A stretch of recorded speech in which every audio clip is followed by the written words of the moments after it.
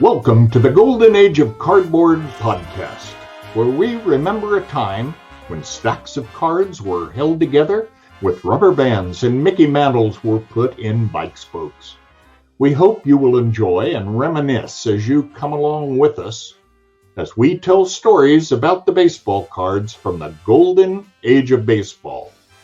We will examine the state of the vintage baseball card market and talk to some of the greatest collectors in the hobby. You won't be hearing us talk about any chrome or shiny cards here. Now, to take you on this retrospective journey, here's your host, direct from the shallow end of the gene pool, my son, Mike Moynihan. Yo, and hello, everybody, and welcome to another episode of the Golden Age of Cardboard podcast, where we talk vintage baseball cards and sports and all kinds of stuff. And it's funny because today is a kind of interesting episode. It's going to be a pretty short episode because I'm going to ask for some help from the audience, some help from you guys, and I'll get to that in a minute. But first, if you're watching on YouTube, I'm clad in my Texas Rangers gear. The Cowboys lost. I am turning the page on football and ready to be excited about the baseball season that's upcoming. Hope springs eternal when there's a new baseball season and everybody's optimistic and everybody starts 0-0. And so the Rangers stand to be improved. Are they going to, win the title, or who knows?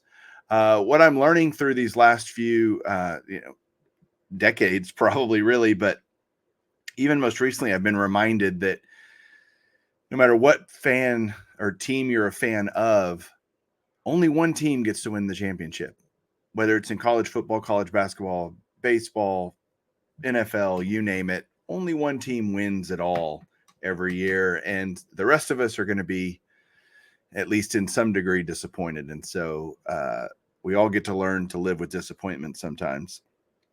And that's okay. I am excited about baseball season.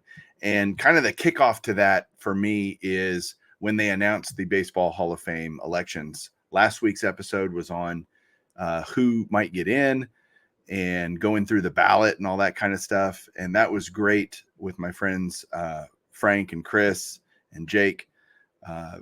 But all very passionate guys about the Hall of Fame, as am I. And I would call myself a big Hall guy. I view the Hall of Fame as a museum that chronicles the history of baseball. And so to me, it's important to represent that, not just the absolute ultimate greatest players, but a just well-rounded representation of people who have played the game. And so I'm happy Scott Rowland got in. Is Scott Rowland a guy that I would vote for? No. But am I upset that he's in? No. It was a good day yesterday that a new player was inducted, or elected, I should say, to the Hall of Fame. And next year's ballot looks really interesting. I think Helton gets in next year. It wouldn't shock me if Billy Wagner gets in next year. And I think the only surefire, there's two main guys that are newcomers, Adrian Beltre, Joe Mauer, and Beltre is the only surefire guy to me, the first ballot guy on that, which will be great. My idea would be to ideally I get to go to his induction. I've only been to Cooperstown once. It was an absolutely fantastic experience. If you've never been, it is like Candyland for baseball fans. And so it's one of a kind. It's so unique and so special and awesome. I would tell you definitely to go. I want to go again. I think the Adrian Beltre induction weekend would be a perfect time to do that. So I've never been to an induction weekend. Like I said, it'd be kind of cool to experience that chaos that I am sure is there. If you've been before during an induction weekend, put a comment down below. I would love to hear you, your experience, and hear from you on that. Okay. That's the Hall of Fame. Why? Oh, I'm going to do something else next. So many of you guys are great about reaching out, whether it's certainly on YouTube comments, but on Instagram, which my Instagram is Baseball Collector Mike. You can reach out there, and people do. And it is amazing. Probably 4 or 5 times a week, I get a message from somebody telling me their story or part of their story. No one can tell me all their story, but part of their story. And hearing people's collecting stories is such a joy. There's always common threads that I seem to identify in people's stories, but we all have unique aspects of that make our experience, this one of a kind journey that we've been on collecting cards and loving the game and all these things. And recently I had someone reach out and say, "Hey, Mike, I've got some stuff I want to send you. Can I do that?" And so I got that package, and I rarely, on here show my cards, like in terms of like how I collect. And you guys see me talk about sets and talk about all kinds of stuff, but you don't necessarily see me show stuff like this off. And this is a great opportunity to do that, because this guy is a podcast listener. His name is Chris. And he said, "Mike," he wrote me a note, "I hope you can find space in your collection for these cards. Keep up the great content." I will, Chris. Thank you. And he sent me some seriously cool stuff. So I got, he knows, I guess he listens a lot. I love Diamond Kings. I got a 83 Donruss Diamond King of Jim Sundberg. He sent me an awesome Mrs. Baird's kind of oddball Pudge Rodriguez card as a Rangers fan. I love this. This is a Squirt. This is what, 1982, I think. Yep, 1982 Squirt. Do you guys remember these? Like Alan Trammell, Hall of Famer. Love it. I love the Drake's cards from when I was a kid. This is 81 Drake's, I think, of Reggie Jackson. I love those Drake's cards. I always felt like if I got a Drake's card that I got something special, because it wasn't your usual Topps stuff. It was something different, even though it was printed by Topps and looks just like Topps on the back, or at least similar to Topps on the back. He sent me this awesome 1980 Kellogg's 3D Superstars of Fergie Jenkins, Hall of Famer.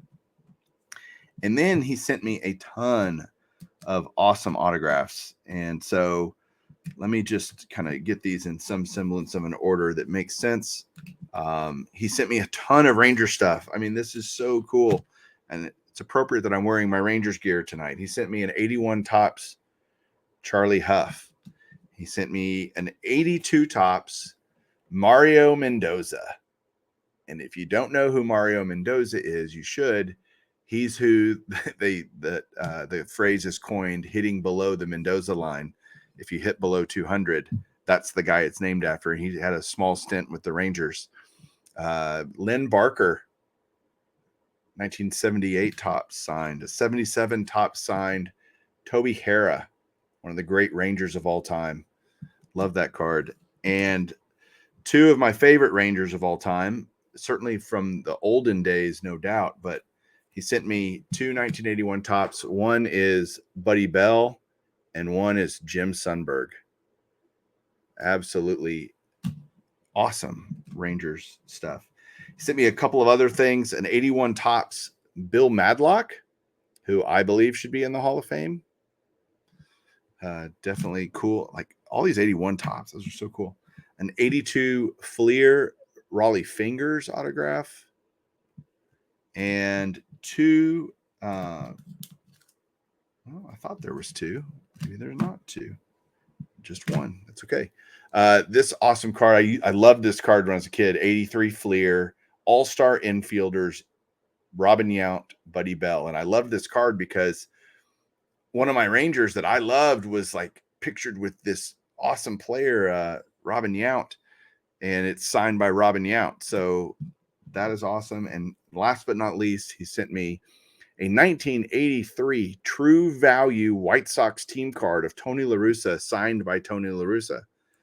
I mean, this is just greatness. And the funny thing is, and I've said this a lot, like none of these individually are valuable cards. And yet Chris said, you know who's going to appreciate these is Mike. You know who's going to love these is Mike. And there's not it's not about the value. It's about the enjoyment and the memories, and they're, these great players and players that are close to me. That is the connection that we get to make in this hobby that I think is special, and I think it's unique, and it's something we should all cherish and enjoy. And the real reason that I wanted to do this video or this podcast today is because I wasn't prepped for a full episode. I've had a really crazy week at work, and I did want to get an episode out this week. I didn't want to just punt. I have some great things lined up going forward, but this episode is my 99th episode of Golden Age of Cardboard. That's really cool. And that means that the next episode is 100. And to me, if you do something 100 times, you should be pretty good at it.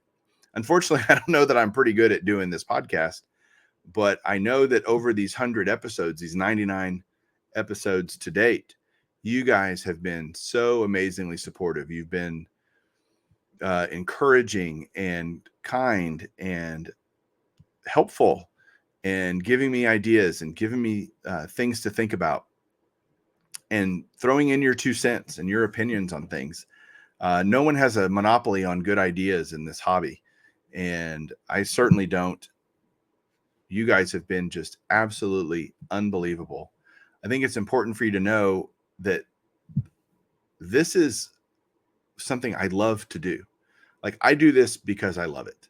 I do this podcast. I started this podcast because I thought there was room for someone to come and talk about vintage. As you guys have heard over the last 99 episodes, a lot of those times I like to do it with my friends, other people that I consider to be more knowledgeable than me or have a unique skill set in the hobby and can bring that information to you guys, can bring that knowledge and share it with you guys. It's so cool. And it's fun to talk about cards with your friends. Let's be honest. It's like, okay, you want to spend an hour doing that every week? Yes, please. Thank you. And to let you guys be a part of that and listening and watching is incredibly special. For my 100th episode, I'm still trying to figure out what I should do. And this is where I need your help. This is where audience participation is not only requested, but it's required, because I want to make this an episode that you guys will enjoy. What do you guys think I should do? Should it be like a super question and answer session? Do you guys want to ask me a bunch of questions on Instagram or in comments that I can answer during the 100th episode? Do you want me to bring on past guests that have been on the show and kind of just do a lineup of these guys and have them maybe tell a quick story or talk about something recent in their hobby experience? Tell me what would make the most sense to you guys to help me figure this out, because I genuinely don't know which direction I want this to go. And I really want some, audience feedback on this. It would be helpful to say the least. So again, as you guys have come along with me on this journey, I'll say this again during the 100th episode. I'm so grateful. This podcast, between YouTube and podcast, is close to 500,000 views and listens that people have consumed this content. That is unbelievable to me, that so many of you care to listen to this and take the time out of your schedule to, whatever you're doing, to put me on, whether it's on YouTube or podcast. Thank you. So that is it for today. I wanted to show you what Chris had sent me because it was awesome. I wanted to talk about the Baseball Hall of Fame a little bit, and get your guys' ideas on what I should do for episode number 100.